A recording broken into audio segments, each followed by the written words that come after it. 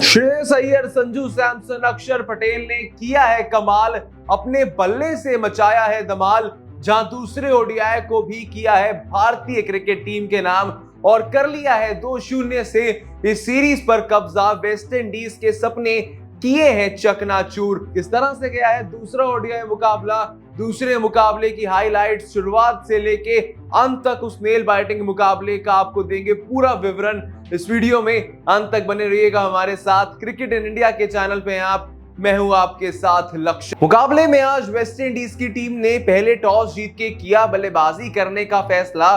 पिछले मुकाबले में पहले गेंदबाजी की थी, लेकिन आज कप्तान निकोलस पूरन नई रणनीति के साथ आए। जहां आज पहले बल्लेबाजी की और कप्तान निकोलस पूरन का टॉस जीतकर बल्लेबाजी करने का फैसला काफी कारगर भी साबित हुआ, क्योंकि पहली विकेट पाने में ही भारतीय गेंदबाजों को काफी ज्यादा मेहनत और मुशक्कत करनी पड़ी। जहां दोनों सलामी बल्लेबाज काइल मेयर्स और साथ ही में शाहे होप ने की शानदार शुरुआत इस पारी की। जहां पारी की पहली विकेट 10वें ओवर की पहली गेंद पर आती है।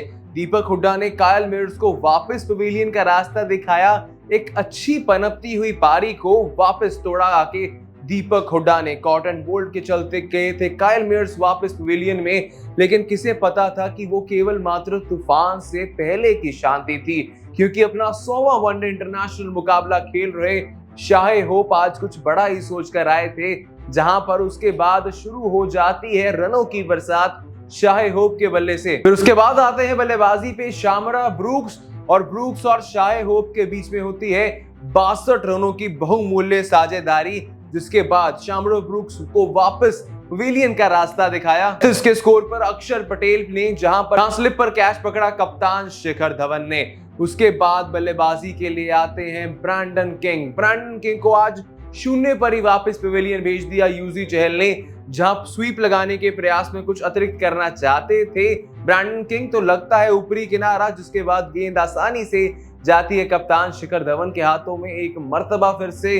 लेकिन उसके बाद बनती है सबसे बड़ी साझेदारी उस पहली पारी की, जहां पर बल्लेबाजी के लिए आते हैं कप्तान निकोलस पूरन और उनका साथ दे रहे होते हैं शाहे होप। आज निकोलस पूरन शाहे होप की कुल मिलाकर 117 रनों की वो साझेदारी जो 21 ओवर से ज्यादा की चली। इस पारी में सबसे ज्यादा सुर्खियों में रहे हैं निकोलस पूरन, जिन्होंने 77 गेंदों में 74 रन बनाए, सिर्फ एक चौका लगाया, लेकिन साथ में 6 छक्के जड़ दिए निकोलस पूरन ने अपने बल्ले से।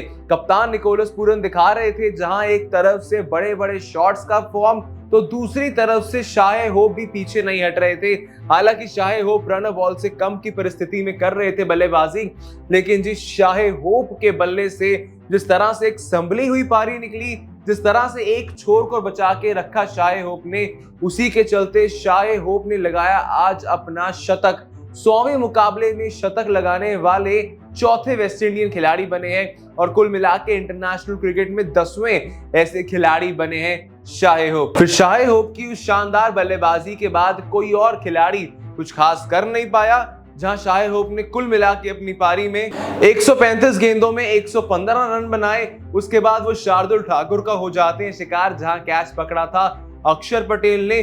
कुल मिला के इस मुकाबले के अंदर पहली पारी में काइल मेयर्स, शामरा ब्रूक्स, शतकीय पारी खेलने वाले शाहे होप और कप्तान निकोलस पूरन के 77 रनों की बदौलत जड़ दिए वेस्ट इंडीज ने 311 रन 6 विकेट्स के नुकसान पर, जहां पर 3 विकेट्स मिले शार्दुल ठाकुर को। उनके अलावा एक विकेट मिला दीपक हुड्डा, अक्षर पटेल और युजवेंद्र चहल को। भारतीय गेंदबाजी में सबसे ज्यादा खराब प्रदर्शन रहा डेब्यूटेंट आवेश खान का, जिन्होंने अपने 6 ओवर्स में ही 54 रन लुटा दिए। लेकिन उसके बाद जब भारतीय क्रिकेट टीम पीछा करने आती है उस लक्ष्य का, एक स्लो शुरुआत हमें देखने को मिली शिखर धवन और साथ ही में शुभमन गिल की तरफ से। जहां भारत की पहली विकेट आती है 11वें ओवर में और 11वें ओवर तक भारत ने सिर्फ 48 रन जी बोर्ड पर लगाए थे। जहां कप्तान शिखर धवन स्लो पारी खेलते हुए बने थे पहली विकेट का शिकार, जिन्हें रोमेरो शेफर्ड ने भेजा वापस। काइल मेयर्स ने पकड़ा था बेहतरीन कैच। कुल मिला के आज शिखर धवन ने 31 गेंदें खेली और सिर्फ 13 रन उन्होंने बनाए अपने बल्ले से। उसके बाद बल्लेबाजी के लिए आते हैं पिछले मुकाबले में अर्धशतक लगाने वाले श्रेयस अय्यर, जिन्होंने आज एक मर्तबा फिर से अर्धशतकीय पारी खेली है।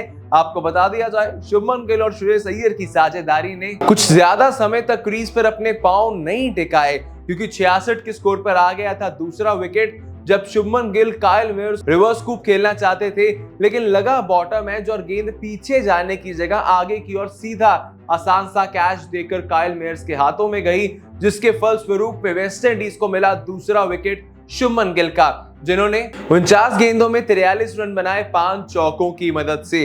लेकिन उसके बाद बल्लेबाजी के लिए आते हैं सूर्य कुमार यादव।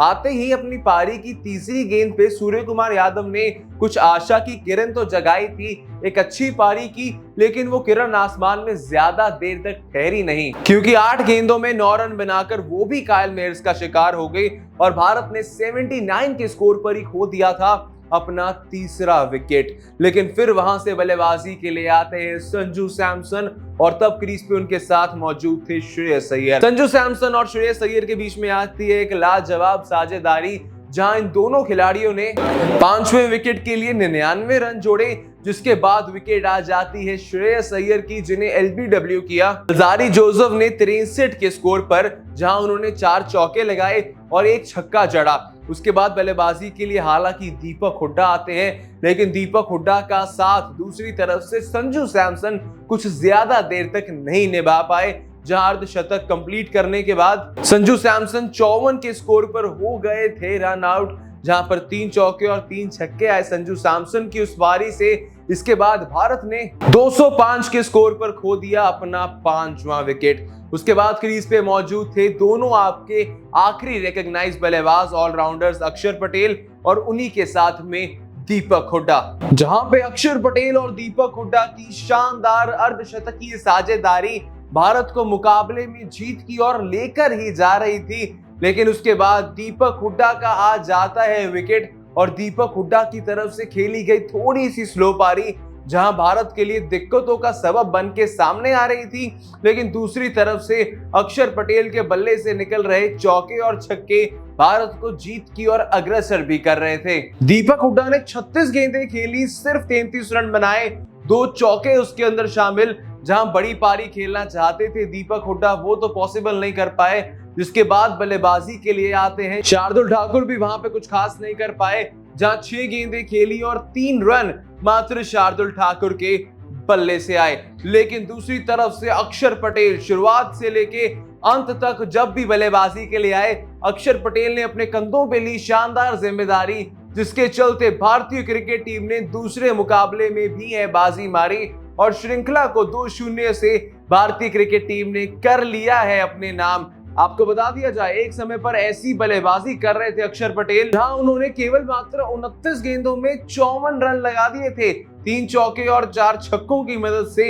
एक शानदार परफॉर्मेंस अक्षर पटेल के बल्ले से, जिसके चलते भारतीय क्रिकेट टीम ने 312 रनों के टोटल को कर लिया चेज और मुकाबले को कर लिया है अपने नाम। तब तक आप लाइक कर दीजिए इस वीडियो को, कमेंट सेक्शन में बताइए किस तरह का लगा आपको भारत का एक और ये नेल बाइटिंग और रोमांचक मुकाबला, जहां भारतीय क्रिकेट टीम को मुश्किल से जरूर लेकिन जीत मिली है यहां से भारतीय क्रिकेट टीम को।